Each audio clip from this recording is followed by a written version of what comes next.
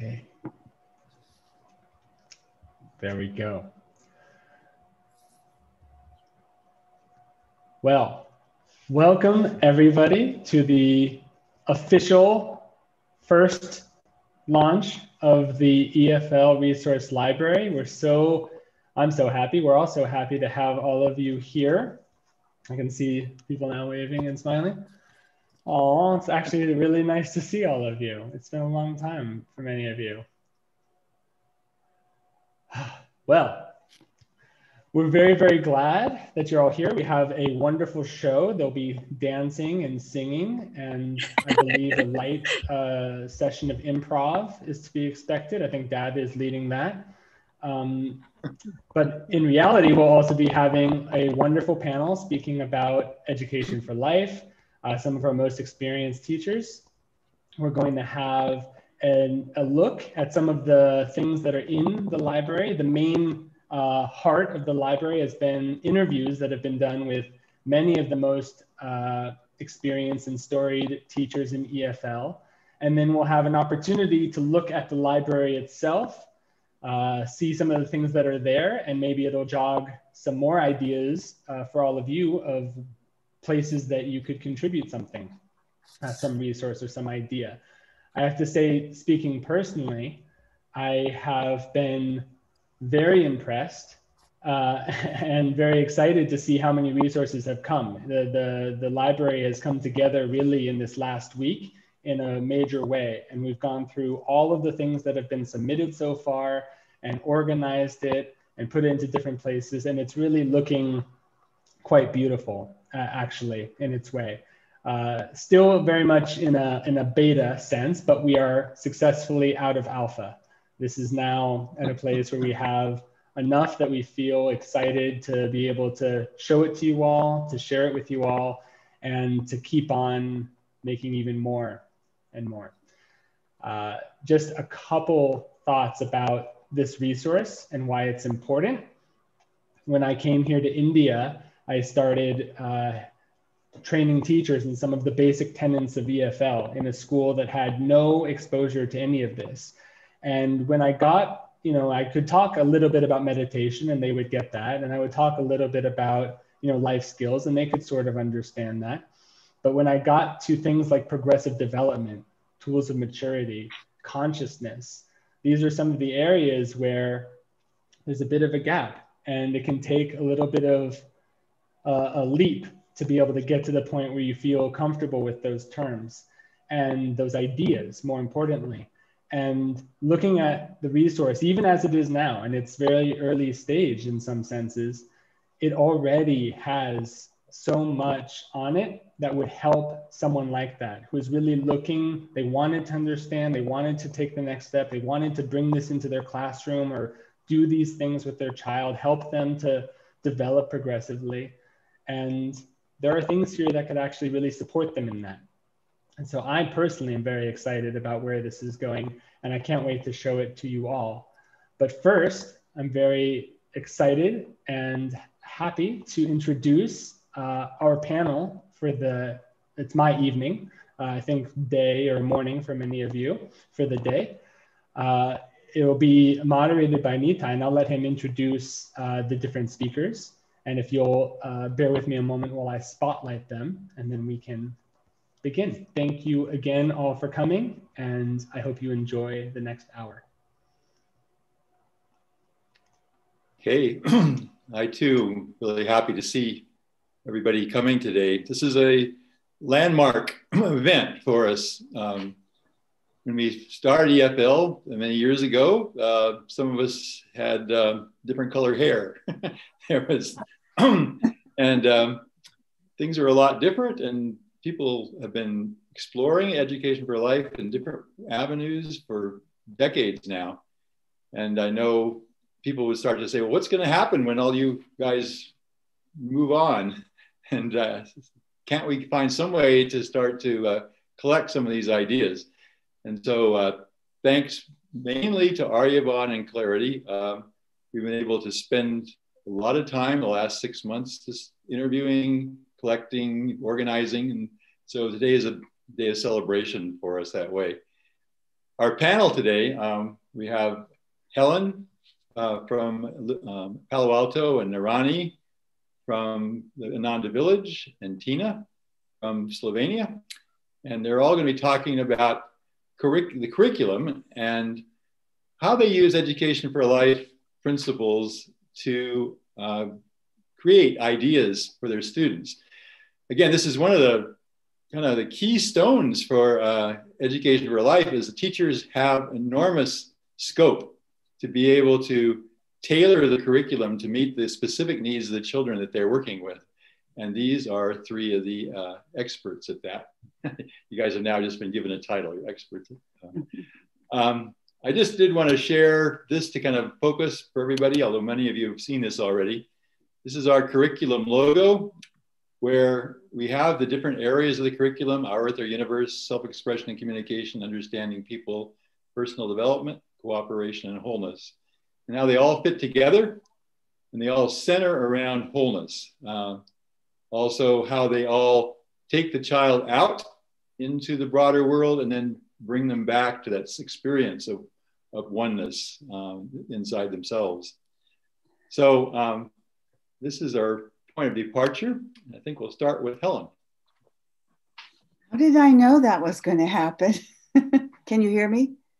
Yes. Okay. All right. Well, when I was given the topic for today, I did find it a little bit overwhelming because I was also given a time limit and I could talk forever. But how we merge curriculum with all of the principles of education for life is something that happens inherent in every moment of our day, really. However, for the purposes of today, I thought that I would spotlight one of the things that we are immersed in right now, or at least beginning to be immersed, and that is our Theater Magic program. There's nothing like theater to bring all of the principles of education for life to the forefront. It combines curriculum in the deepest possible way with the experience of the child as they move into what for many of them is unknown territories. And there's a spontaneity that is required. There's a learning curve that is very steep when you take the stage. So let me just explain a little bit. We've been doing this for years. We have many, many stories of great ones in our theater file. We have all of the avatars. We have many historical figures, and among those figures are many of the saints. So these are models of growth and development and maturity for our children. And when you act something out, it becomes a part of you in a way that just reading about it in a book does not, it doesn't do the same thing. Now, because I only have 3 minutes, I'm going to just highlight different children and different moments in their learning experience that relate. So now you imagine they're involved in a production of a historical figure. So the academics come in and all the background is taken care of. They understand the time period, they understand the major figures, they understand the story under evaluation at that point. But I remember very vividly a little girl named Cameron, who was an angel, and I believe it was in the Jesus play. And Cameron was so into the theater experience. 5 years old, and for some reason she misstepped and she broke her ankle. And her mother was telling me that in the emergency room, the doctor said, "What kind of a cast would you like? What color?" And she looked at him and she said, "I have to have gold because I'm an angel and I'm in this play and I'm going to be on stage tomorrow." And by God, he did it. So she comes in and she hobbled up the stairs to the proscenium of the stage and she carried her part. Now, the determination, the clarity of purpose that she had was absolutely marvelous for a 5-year-old. It's something that will stay with her lifelong. And then my mind skips to the time we did Krishna. And sometimes we gather kids from the same age on stage in a scene. We had the scene of the butter pot when Krishna was stealing butter from all the neighbors' pots. And the little boys in the 3rd grade were on stage, and they were directed to go to stage right. There would be the butter pot, which had been placed for them. And Krishna himself was to pick it up and bring it center stage. And then they would lick their fingers with delight. Well, they go over following the direction, and there is no pot. 3rd graders. What do? Somebody had missed a cue backstage. So Krishna, at the moment, decides, and he picks up the pot, which is non-existent, and he carries it heavily, heavily, heavily to the center of the stage. And through pantomime, they all eat the butter. We were so thrilled with the way he rose to the moment, because it required creativity and inventiveness and problem solving. It required poise and determination, and he did it. And then skip to a few years ago when we were doing the Martin de Porres play. It was the first time we'd done a play from South America, and the children were all steeped in the whole culture of the conquistadors and the colonization by the European nations of this new country. And in the process, imported at the time was the racism. So we had a little girl, she was in the 6th grade, who took the stage as one of the aristocratic ladies of Lima. But this little girl was of Russian derivation. I believe that was her first language. And she was shy about speaking in public. Our director, Rose, worked with her, but she just could not get her to project. But did she give up? No. She persevered, and somehow or another, this tends to happen, when the performance time came around, she belted out her line. And we had to restrain ourselves from cheering for her because nobody in the audience would know what that took. But, the fact of overcoming a challenge, the worst kind of a challenge, the one that comes from inhibitions within, came to the fore. And then I remember when we did the George Washington Carver play. And one of our George Washington Carvers was a young man. He was, I believe, in the 7th grade.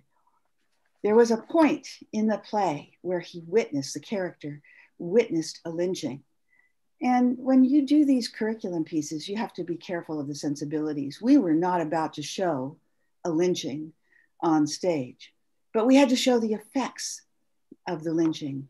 And what we decided was that he would dance, that there would be appropriate music, and he would show the agony and the angst of a young child, George Washington Carver, having observed this terrible thing.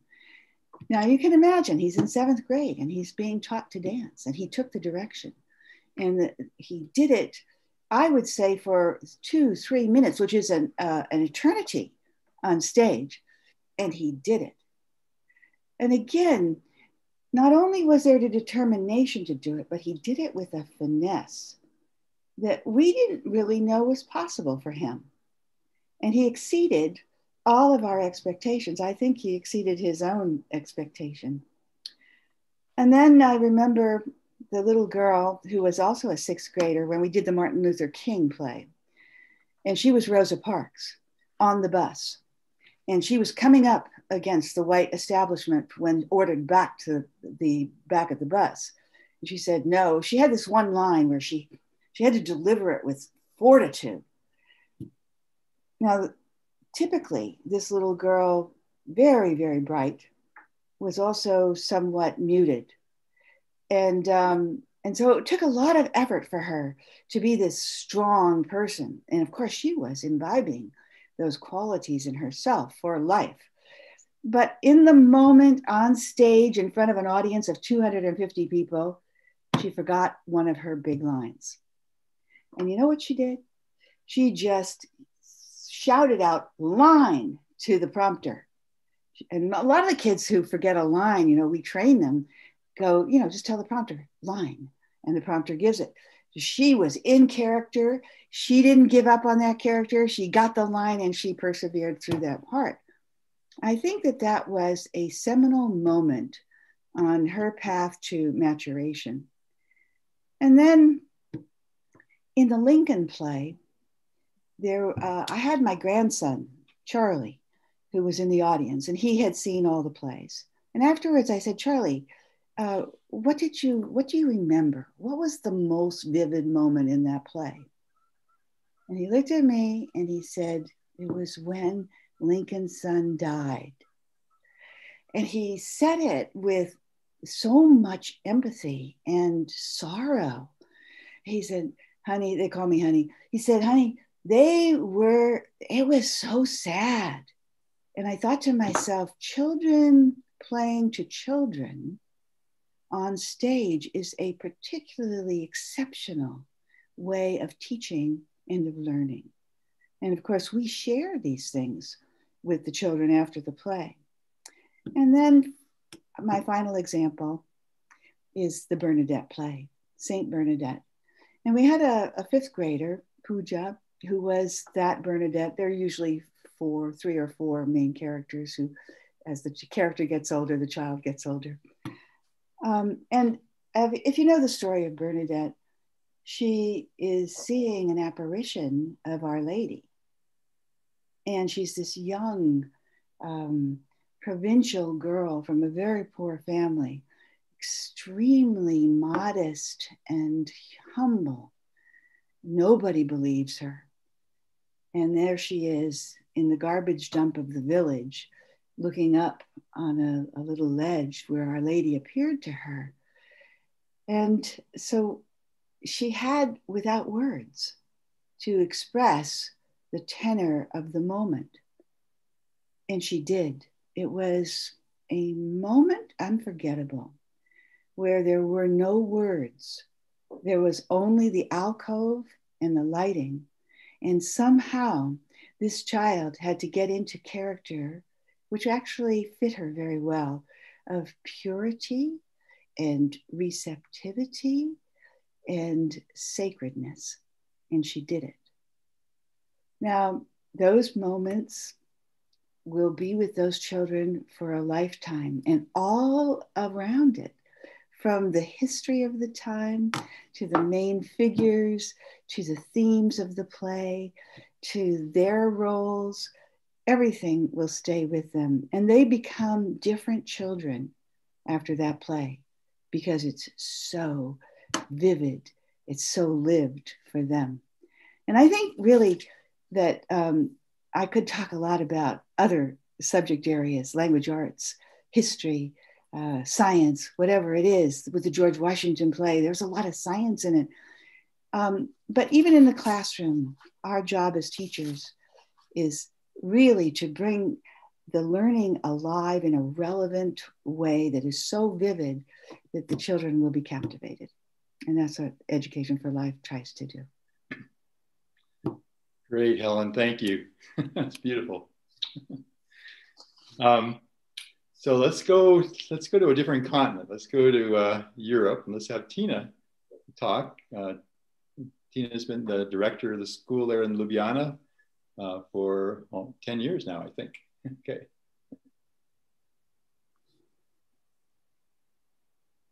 Hi, thank you, Nitai. It's always so nice and also hard to come up after Helen because she tells all these beautiful examples.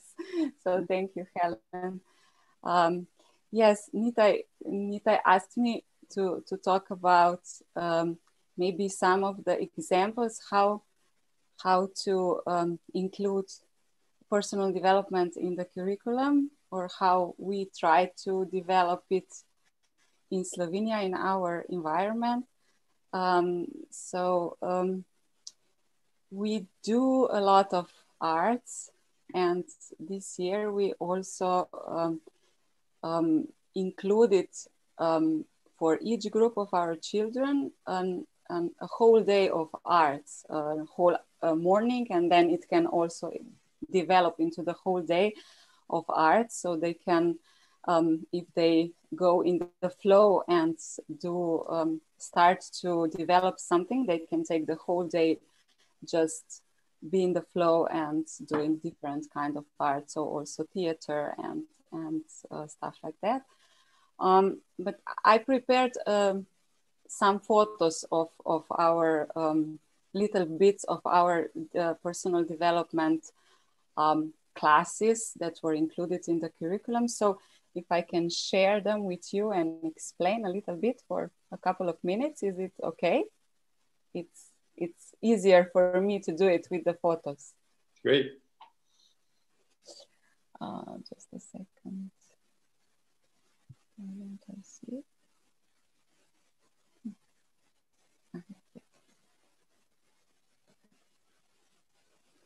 Okay. Can you see it? Yeah. Is it okay? Great. Okay. Yeah.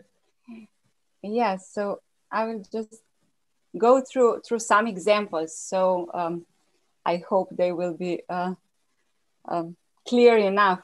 So this is an activity that we did with the teachers. We developed with the teachers about, and it's appropriate, let's say, for the first to third graders, and it's on their self-image, reflecting on their own skills or competencies.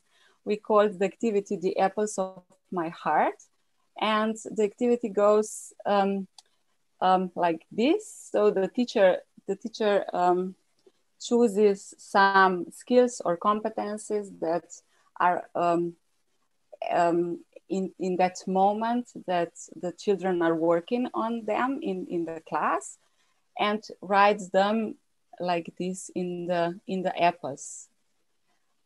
For example, like you have here, I listen quietly while others speak, and then presents the children like here with different kind of apples, and tells them, explains them, like the red apple, it's a rip one, so it's like the it's ready to be eaten.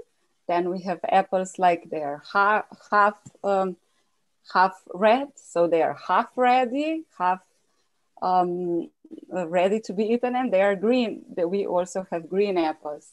And then explains to the children to just go into their hearts and to just see whether they feel that each skill or each competence that it's written in the apple is still green for them, so they are still not very good at that skill, or it's half red, half green, or they are really good at the skill, so it's red for them, and asks the children to just color their apples. So in this way, like this, they reflect on their competencies, skills, and so on.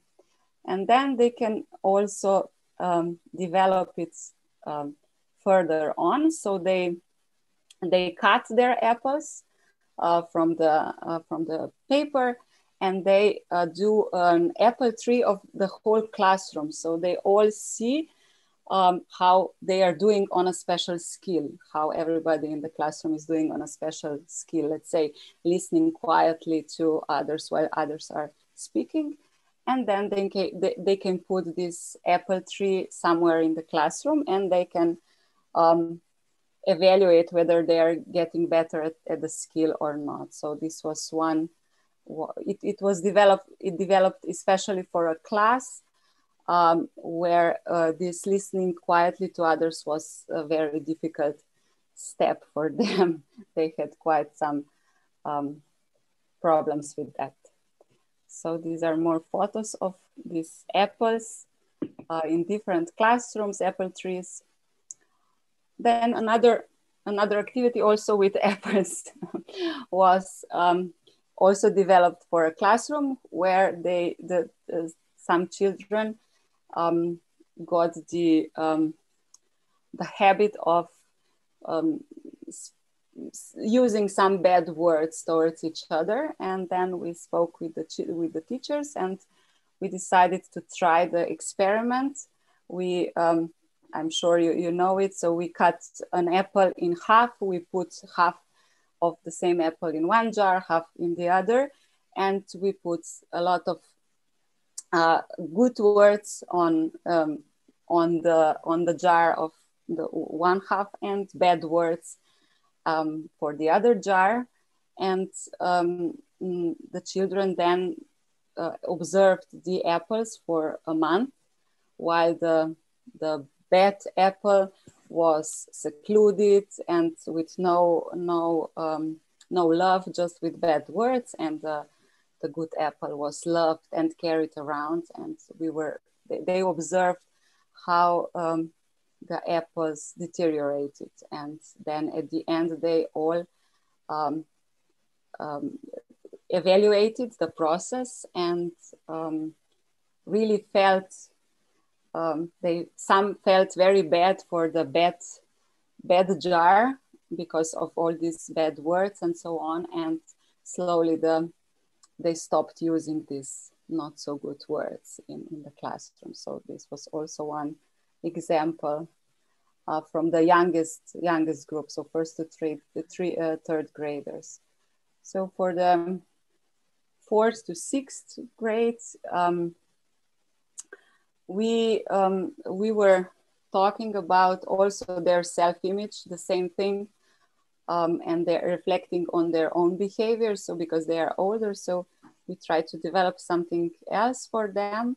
And once we just used the table of the progressive development that we have, and they had to self-evaluate themselves, and they were really good at that.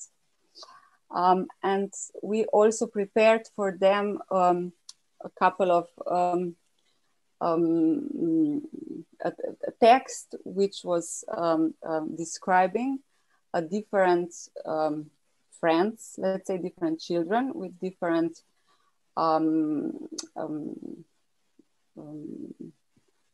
behaviors in the progressive development table. And they were discussing who would they want to be their friend. So someone who is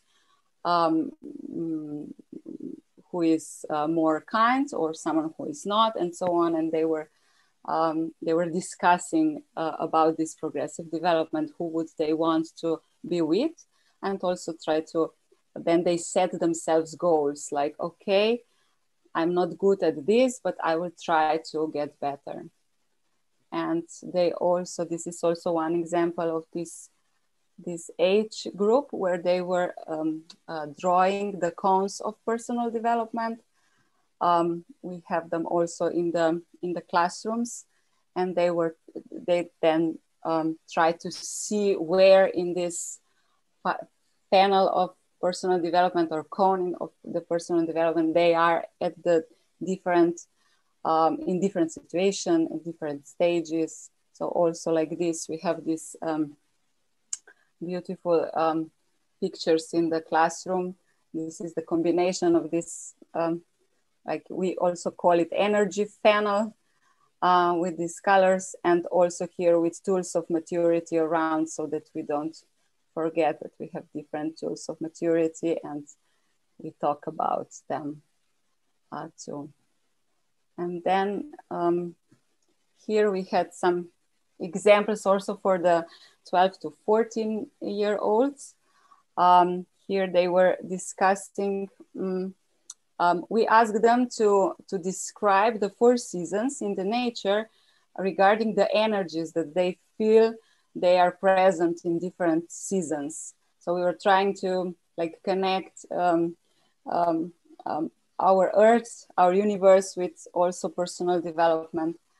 And they were here, they were allowed to use also computers. So they were exploring some pictures, also some text about the seasons, and then trying to, here we have, they acted out also different energies of different seasons. So they felt like they feel them. And then they, this was a class. We did this meditation meditation challenge. So how long they were able to be focused on just their breath or on the sound or something like that. And then afterwards ask them to self-reflect. And we did it for 2 months, and it was really, the progress was also seen. And this is something that we do for all ages, almost every year, because we cohabit in a school with blind children and partially sighted children. Each year we do a challenge living without sight. So all the children get their eyes, their sight blocked, and they try to go around the school, also outside. They try to use the canes of the blind children. And here we also did a challenge if they can draw something while they're blindfolded. So yeah, these are some examples that we came up with the teachers. And yeah, it's like every day it's such a nice opportunity to develop something new, because you come in and you see what's going on, what are they talking about, and then you try to invent something to help them understand better and connect with themselves better and each other. Thank you. Thank you, Tina. It's beautiful examples. I can't help but wonder with the apple and the bad words in the jar. You probably put the bad words in Slovenian. I wonder if you put them in Chinese, what would the effect be? That's a good idea. We have to try. We have to try to put it in different words, in different languages, and then they will see what the energy is. Wonderful, wonderfully creative. Okay, so now we're going to have Narani present. And Narani and I have been working together, I think it's going over 40 years now. So it's a long time. So my dear friend, are you there?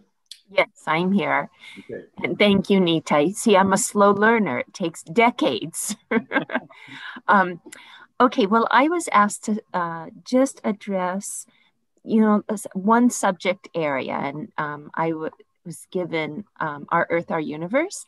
And I usually work with the early feeling years. This year I have 4 grades, but so I thought rather than do too much general information, I'll just give you some quick examples of one unit of study that we did. But to start off with, I know I have trouble when I want to teach a subject to the kids, drawing information from what's typically out there. So much of it is really focused on the head. And with kids in the early feeling years, they're going to have lots of years where that kind of information they're really seeking, and it feeds them. And so they're so excited. But in the early feeling years, it's more truly about what they can feel in the information that they're taking in, that I'm offering or that they're seeking. And so, songs, stories, poems, playful activities, games, that's like the language of those children.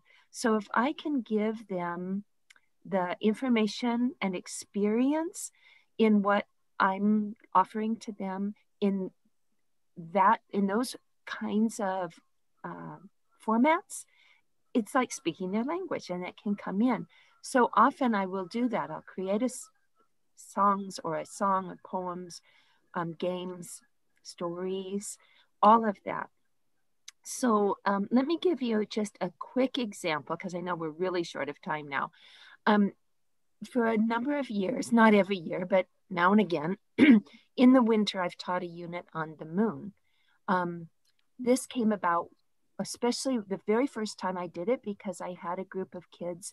I had some of them that were really interested in the stars and the planets and all of that.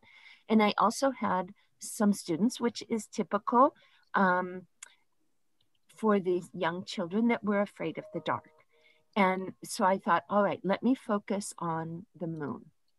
And I tried to have both an inner aspect of the lesson, something that touches the children interiorly and helps them expand in some way. And also then what information in this do I think would be helpful for them and is within their capacity, to learn, because a lot of the details and there's so much information, they're going to get that again later. And I just want them to have sort of a feel for the subject matter. So we looked at a couple of things. One, that the moon doesn't have its own light, that it's a reflection of the sun's light. And so there was a story about a little girl who didn't get the big part in the play, and she didn't feel like she was good enough, and she wanted to be special. And so that's why she wanted the lead in the play and all of that. And one night she's crying outside, and the moon talks to her and said, that's how I felt too. I wanted to be big and bright like the sun.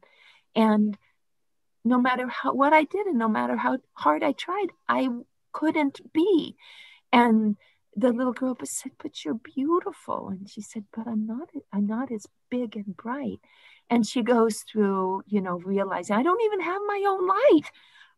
I can only reflect the sun. And, there's a lesson in it of when the moon lets herself reflect the sun, it's beautiful. It's a smaller light.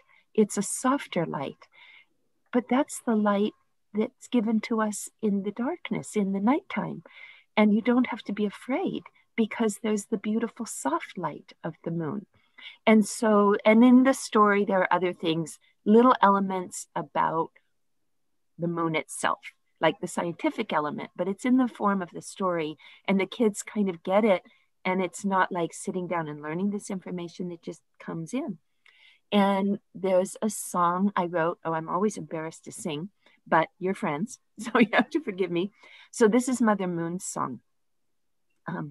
Mother Moon, your silvery light, shining forth on the darkest night, light my way when I feel fright. Thank you for your beautiful light.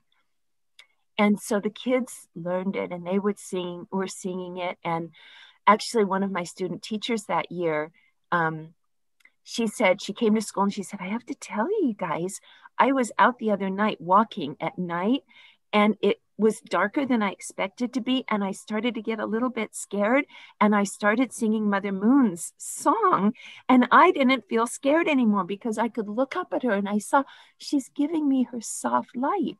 And, just learning why it's important sometimes to have soft light, and other times, the plants need the strong light of the sun to grow. But if the moon had the strong light, we wouldn't be able to sleep very well, and all kinds of things like that. And then the kids learn the phases of the moon, and we have a game where it's all of us against the lunar eclipse, and they have to get all of the phases of the moon before the eclipse comes. And it's a big, very high charged, can we do it? Can we do it? And let's see. So, the reason I do it in the winter is because they really do go out we are learning the phases of the moon. And, and we have a little poem for that. And that goes, if the light is on the right, the moon is waxing through the night. If the left is where there's light, the moon is waning out of sight. So they can go up and look. So they have to learn right and left if they don't already know it. They can go out every night, because it's in the winter, of course, it's dark for where we are, it's dark at 5:30. So it's way before bedtime, and they have chance to go out and look at the moon and say, oh, it's waxing gibbous, or it's waning crescent, or those kinds of things. And it's real fun. And we track it through, in our class every day, and they make little books of the phases of the moon. So I could go on and on. And when we end with a big full moon celebration. So we start the unit of study. so that we'll be able to go through every day of the month and end on the full moon. And we have little round cheeses and little round balls of treats for full moons and crescent shaped things. And we play the phases of the moon game with all the parents, and we sing our songs and we say our poems and all of that. And they show them the books that they created. And so it's this whole celebration of the moon. And so it's just a way to bring that childlike quality into a science unit of study. So that's what I'm sharing today. Okay, thank you. You're Thanks. welcome. Thanks, Mona. Okay, so we're going to move on to the second phase of our program, which is Clarity showing examples of the kind of video interviews that she did. She did very in-depth times with different people. So let's turn this over to Clarity. Hi, everyone. Good morning. I'm Clarity for some of those I haven't met before. A lot of you I know, and I'm really happy to see you. A lot of us, we've had interviews over the past 6 months or more, and we've been corresponding. So yeah, I just want to say this resource that we've been building, that everyone has been building, is just really amazing. I wish we had more time to show you more of the teacher interview clips. I'll just show you a couple just because of the time right now. But just from hearing the teachers talk, it's just so apparent to me that EFL, each teacher brings so much to their class and, to their curriculum that they've created over the years, and so much creativity and love. And the teacher interviews were really a way to help bring that out, and of course record on video and sound these just years and years of amazing knowledge and resources and techniques and tools and all the things each teacher has gathered over the years. And the interviews were a way to not only record that, but to also build the curriculum base or the toolkit base, this EFL resource that has been created from these interviews. So a lot of the teachers we've interviewed have been sending in resources throughout the months. We started back in June of last year, right in the middle, the heart of the lockdown, in the pandemic. These, very interesting times we're in right now, but it proved in a way to be a sort of like blessing in disguise, because it was a way to just sort of go inward and bring all this information out and really start to gather all those resources throughout these months. And maybe that wouldn't have been possible in other times due to the, busy schedules each EFL teacher has. So it's just been an amazing process. I've been very blessed and humbled at the same time to sit with many of these teachers who have been teaching for 40 years, 30 years, 20 years.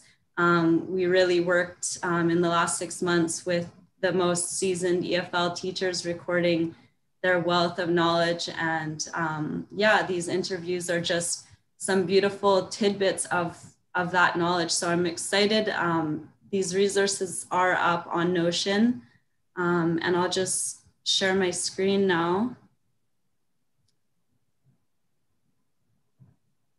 So can everyone see the resource here? Yeah, good. Okay. So yeah, Aryavan will take you through Notion here a little bit more after me, but if you scroll down the list here, there is EFL Teacher Interviews. And this is the note from me about my process, just a little intro, and then you can click on each teacher's folder, and then we have all these little interviews that have been cut into smaller segments, and they're all uploaded on YouTube, but a lot of them are actually only available right now through the Notion database, but the format is YouTube. And you can just feel free to, in your own time after this call, go through some of these interviews and just, see some of these gems. So I'll just share one here. We've already heard from Helen and Narani, so let's go to one of Irene's interviews here, and hopefully I'll just check the sound.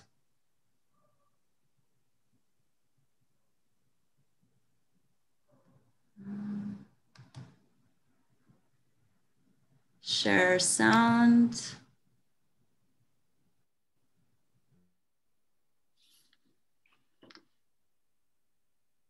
Okay.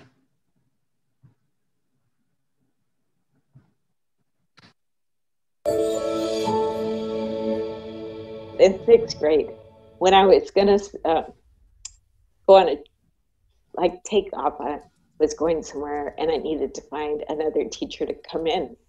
So I told them, I said, I'm going to invite people into the classroom who want to teach, and I'm going to have them come in. And I'm just going to say, you're teaching, and they're going to teach you guys, and then I want your feedback after they leave.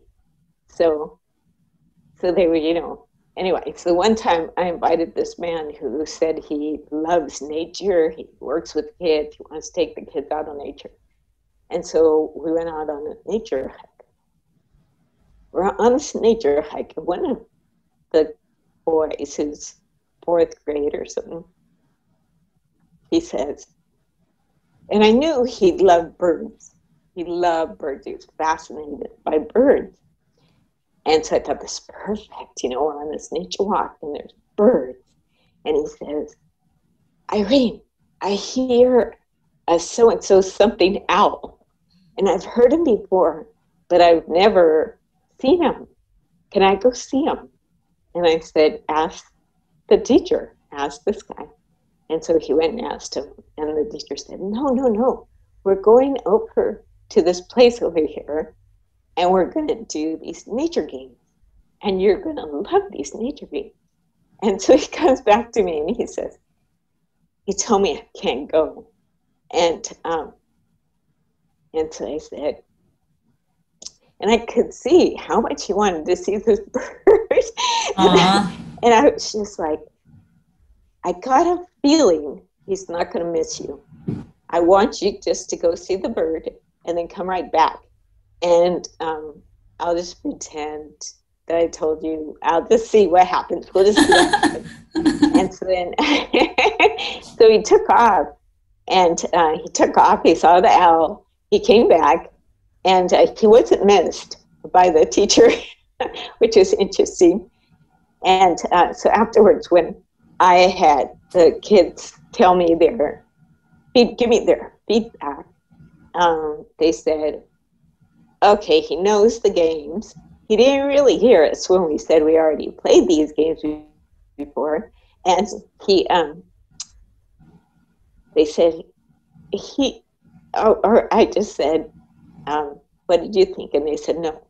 I go, everybody know, or some people know? And there were some people, yes. And so I was like, what was he missing? And they said, he couldn't hear us. He couldn't hear us. He couldn't hear what we were asking. And I thought, oh, yeah. And that caused me to, put me in a place where I realized how much of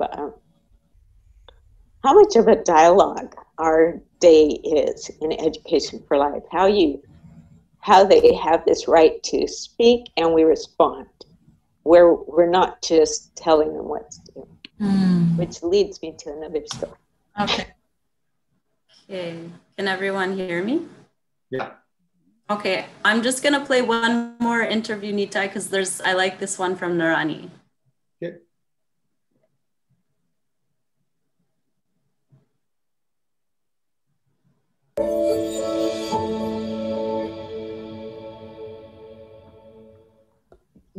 Just that it really is so rewarding. And, we're blessed because we do have a lot of freedom. We're not required to have a certain textbook and do a certain thing at a certain time.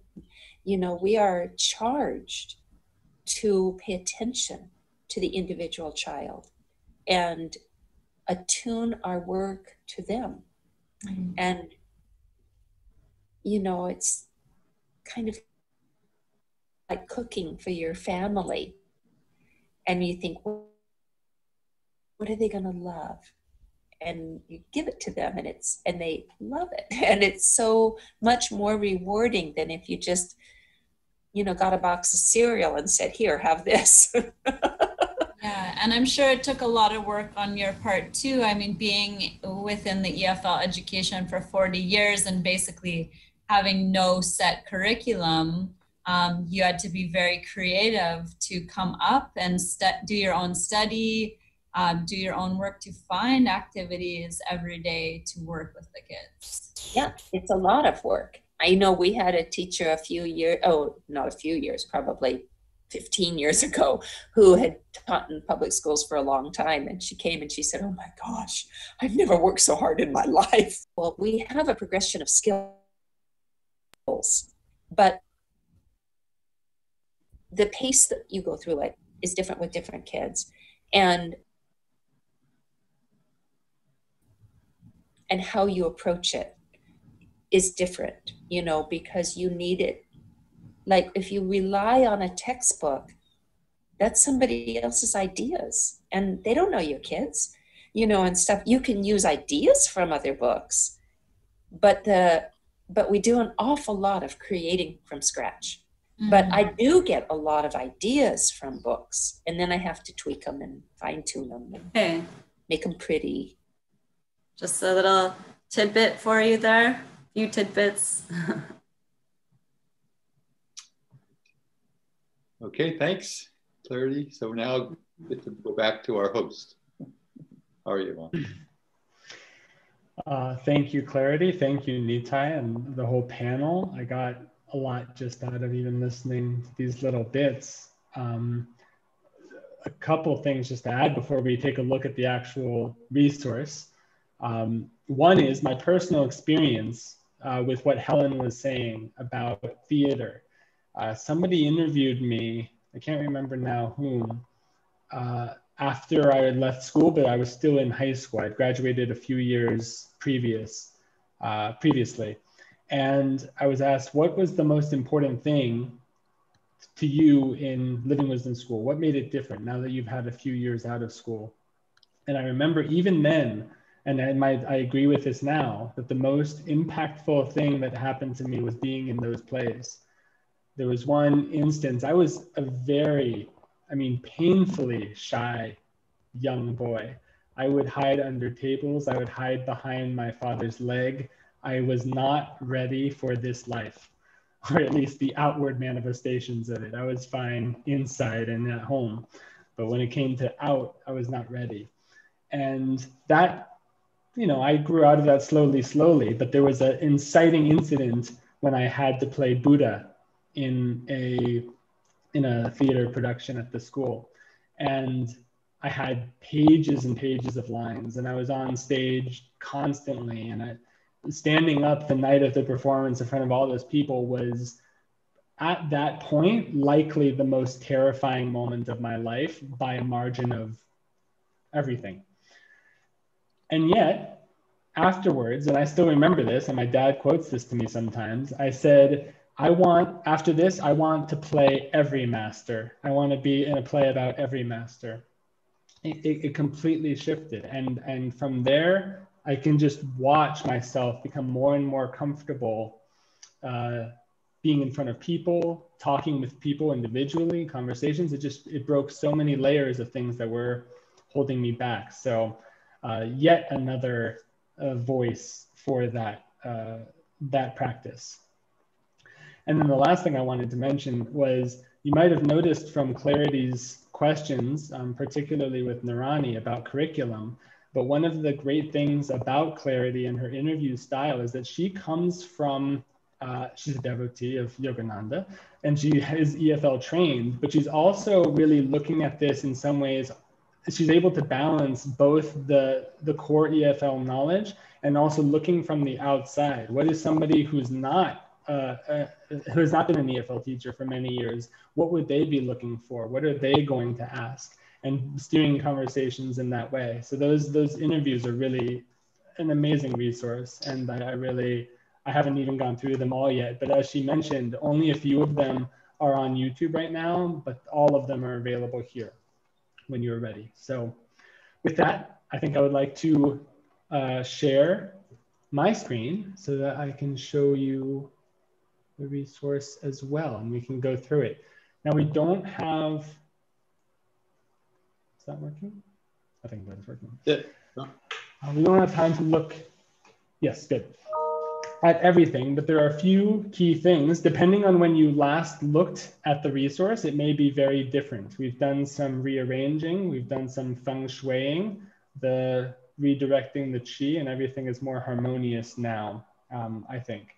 So basically when you land, you'll be on this homepage.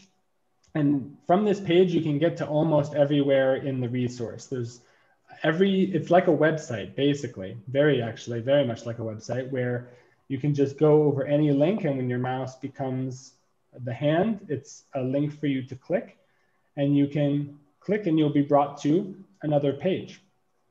And this is an example, one, of helping this library grow, which is because we are still very much in a beta phase. We're going to want to keep getting resources from you all. And the more that you look through it, my hope is that when you see something, you'll say, oh, I have something like that, but from a different angle, or I have something like that, but for a different subject.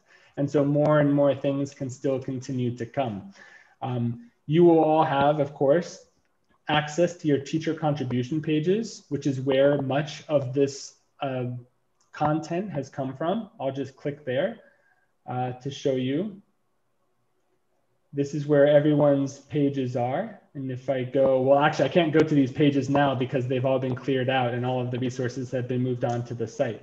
But you can still come here and add to your page, and I will come in and periodically move the things over. That'll always be available to you. Now, anytime you're anywhere, you can always find out where you are. This is a very helpful thing. At the top, these are called breadcrumbs, and they lead you back to your home, just like you're dropping breadcrumbs to find your way back. And so you can always go back home by clicking the EFL resource library up at the top here on the left, and that will bring you all the way back. So one of the things that I was most excited about when we started making this was being able to have a big list of all sorts of different activities, of things that you can do in the classroom with kids of all ages, of this age, of that age, with this subject, using this EFL tool. And so when you're looking for that, you can go right here. The two main sections that teachers will probably be interested in is for the classroom and for teachers. So we'll just go to lesson ideas and activities, and we can take a look at what has been submitted so far. I'm just going to double check on the chat. So basically, this is a whole table of different things. So right now, it's every kind of different thing. But in time, each section will probably get its own space. So Our Earth, Our Universe may have its own page, and Understanding People might have its own page. But right now, because we're in the early stages, everything is together. But what's really fun about this is that you can go to any one of these things and, okay, I'm looking for something about Our Earth, Our Universe, and this is for the early feeling years. And you can see bears in fact and fiction. So I'm going to open this one up as an example. And to do that, I'll just hover my mouse over and click Open as Page. So whenever you see something that's organized like this, if you want to open something, you just have to hover, click Open as Page, and it'll make a nice little pop-up. And so you see different information about it. This is a unit. It's not just a lesson. It's biology. And there's a little summary of what it is. And then inside, you'll find a whole unit, bears in fact and fiction. And you can browse it right on the site. You can scroll through and see everything that's here. And if you want to bring it onto your computer to download it, and you want to use it there offline, this is how you download everything on this site. This is very simple, but you do have to put your mouse over the document, go to the top right here with 3 dots, and there'll be a button that says download. And if you click on that, it will download to your computer, which it is doing for me. And then you can use it as you like. And to get back out, you can click anywhere that's not this window and go back out here. The same is true for anything else. Mental math exercises are here. There's yoga and meditation. There's different things for science with osmosis. There's things for human cells. There's videos. There's all sorts of different things. So this is a place where even in that PowerPoint that Tina you were sharing, it was so beautiful. I'd love to just get that, even some of those pictures with a little description about what they are. And I'm happy to do the description after hearing you say it, would be perfect for this, because what people, who use this site will be looking for is just a little thing. How can I teach something that's more subtle? How can I share something that's not just math and not just science, but how can I teach cooperation with art, with science, with these things, with apples? And so that's where all of this will go. Now, what's really also fun about this is over here, you can click, there's all of your options for the table are under these 3 dots in the top right. And if you click on that, click on that, you can do a sort. And so I'm going to add a sort, and I'd like to know by stage of maturity. So I have all the things that are for the body years all together, and then all the things for the feeling years, and then all the things for will and intellect all together. So I'm going to click stage of maturity. And actually, I'm going to go descending because I want the will years to be first. And so now you see I have all of the will year things all together. So I don't have to say, okay, can I do this with my class? Can I do this with my class? It's all going to be in one section here. And now there will be, don't worry if you don't get it all right now, there will be little tutorials available on the resource itself to look at later to see how do I go about all of these things. One other section I wanted to share, I'm just going to share a couple of the sections that have, for me, the most interesting things, is this section called Teacher Resources. Now in here, there's a number of different things. We have listed, now keeping in mind that this resource is both for experienced teachers, but also very much for new teachers. We have all of the founding books on education for life, written by Swami Kriyananda, but also teachers from Education for Life schools, and also supporting books. And there are little blurbs about the books, links to where people can buy them. We even have Narani's book.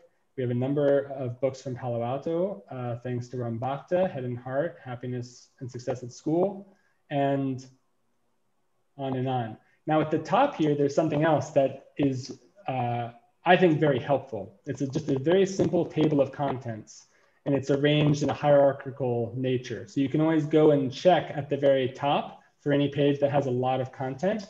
Okay, these are the books that were written by Swami Kriyananda, and I can skip right to them. So if I want to say, go to I Came From Joy by Lorna Ann Knox, I can click on that and it'll take me right there. And those table of contents show up in lots of different areas. For example, there's a look at how we use EFL report cards. For people who've never seen an EFL report card, we're building a resource for sample report cards. So we have some from Living Wisdom School Palo Alto, and alongside, although it's not loading for some reason, we have an image of the school rules. I'll go back and check on that later, but along with explanations about what each of the rules mean. So what we're doing is we're trying to give not only activities, but sort of a space that can hold all of what EFL has developed over the past 40 years, all over the EFL schools, now all over the world. And so that when somebody goes and says, okay, we have a new school, how do we want to design our report cards? They'll be able to come here and say, oh, here's how Palo Alto does it. Here's how Portland does it. Here's how Nanda Village in Slovenia, and all of these different schools. There's a lovely resource here just as examples, just to give you a sense, music for children, uplifting music for children. Prisha has put together some wonderful songbooks that are available, and in addition, some guides to the songbooks for the teacher. There's the White Light Kirtan group's music is here, the playlist of all of their songs, some suggestions of music to change energy when you're wanting to activate, when you're wanting to focus, uplift, calm. There's a great playlist of songs for kids from Tandava, and he put together this amazing resource of all these songs for young singers, including with their age level and with sheet music included. So these are the kinds of things that we're really looking forward to sharing with a wider audience, and even sharing between schools. Of course, all of the different kinds of documents. Oh wait, let me just that. Are here. So here's an example. Here's a number of the handouts that Nitai and Irene and have been developing over the years. Now, right now it's in table view, so you can see all of the titles, but that's not especially helpful. So up here at the top, there's a little drop-down window, and it allows you to choose another view. And in this case, I'm going to click Gallery View, because I know I'm looking for a specific handout, and now you can see the image of the handouts. You can get a better sense for what you're looking for. And so I was looking for Yogananda psychological chart, and then I can see it here. And of course, anything that's on here, you can download for your own use to see a larger version of just by clicking here and selecting download. There's one last section I'd like to share with you all though, although there are many more, and I really invite you, if you'd like to join, to explore it, to send me questions, to send ideas that you have. But this is on the area of life skills. And again, you see there's a table of contents. So if you're looking for something specific, you can always skip right there. There's a little video about how to use the charts that Nitai has developed. Links to different websites. And then there's these little carrots here. You'll see these periodically. And it's just like a little drop-down thing. So it's a way of saving space and not putting so many things on there, but having everything available to you. So anytime you see a little carrot here, you can just click it and it will open up and reveal whatever's inside. In this case, there's a video about how to fill in the chart. There's some tips for supporting younger children. There's a video of the teachers speaking of how they've used it from an EFL conference. So what we're trying to do is create sort of a one-stop shop. Somebody doesn't know much of anything about the life skill charts. They could just show up and they get everything that they need in order to go and bring it into the classroom or into the home. All of the life skill charts are here, which I really love because they're so colorful and they look so nice in gallery mode. Then you can click on any one, and inside you'll get both sides of the chart in addition to a download for it and an activity that you can do to accentuate, to pair with that are mentioned in the chart. So these are all here. And then we have another list of life skill activities. And so this is another place where you can just go and say, okay, I want something about cooperation for, my teenage class, cooperate or die. I can open that and I get just some nice little instructions on something I can do with a group. And this is where we're going to need and going to be able to handle a lot more things, because I know many of you have things that you do in these areas that are just, maybe you even take them for granted, but any little thing that has come from the wealth of experience that you all have is going to make a world of difference for somebody who's just starting. And I know I speak from experience. Well, that's most of what I want to show you on the library. There's many things here. All the schools are listed. We have information about Paramhansa Yogananda, Swami Kriyananda as the founders of Education for Life.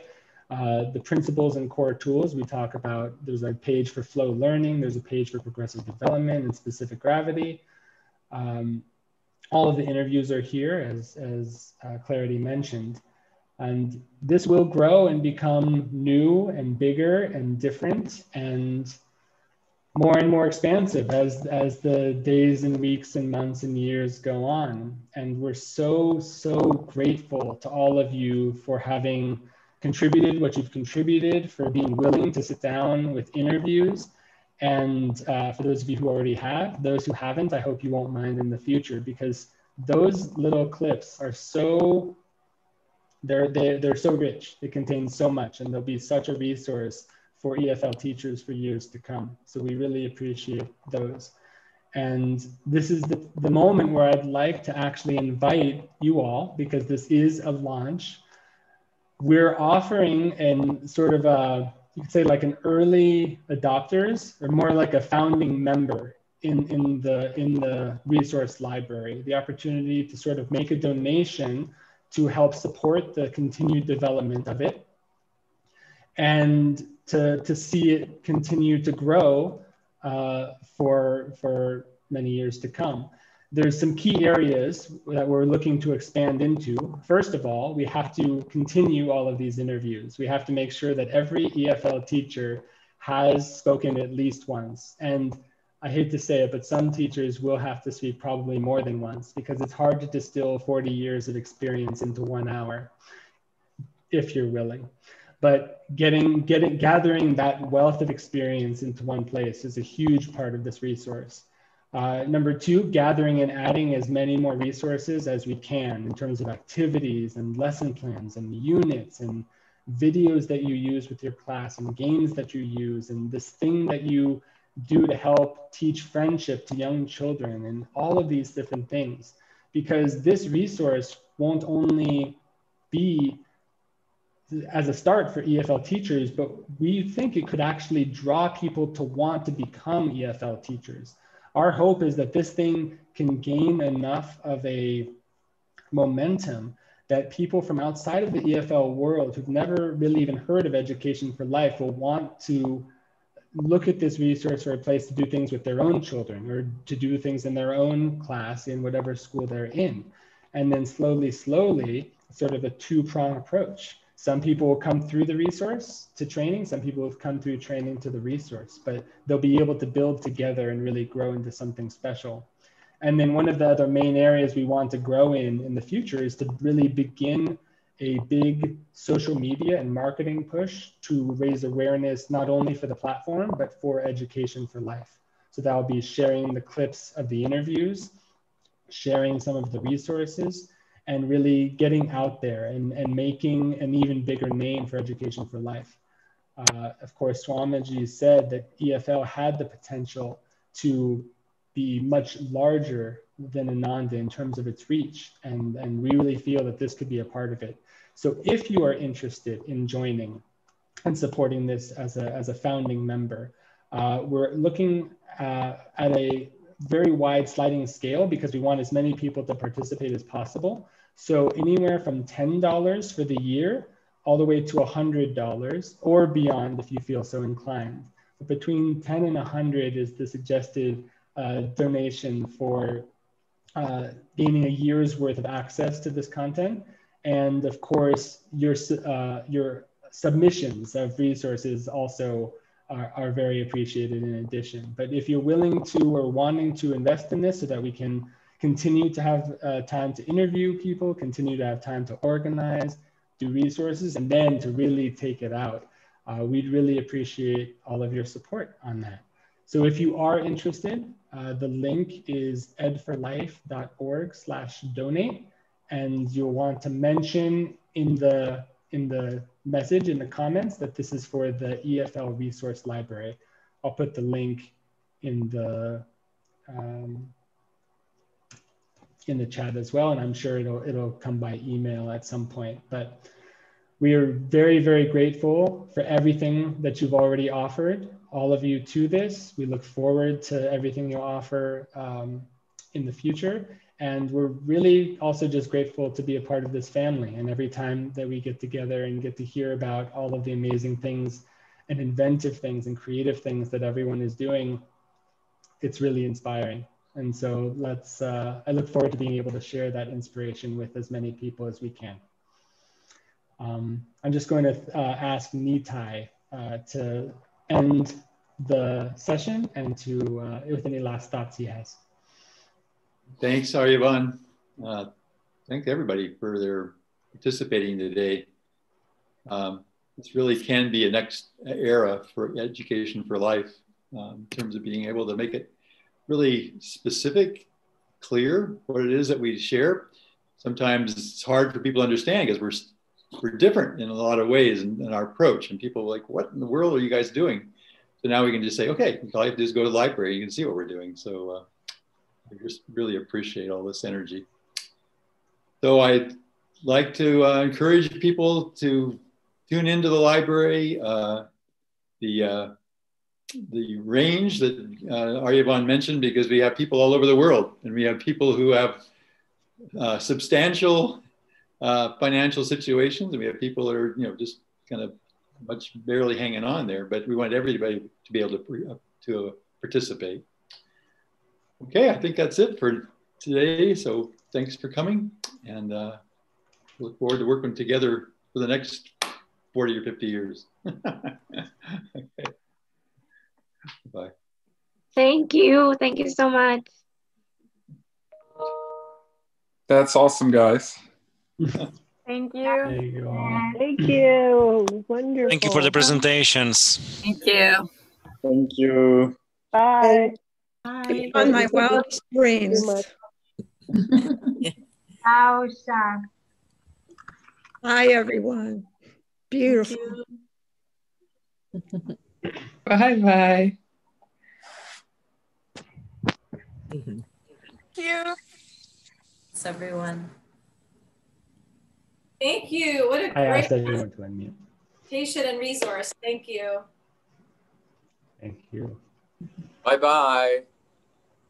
All these lovely familiar faces. I love it. Have a wonderful day, everyone. Bye. Bye.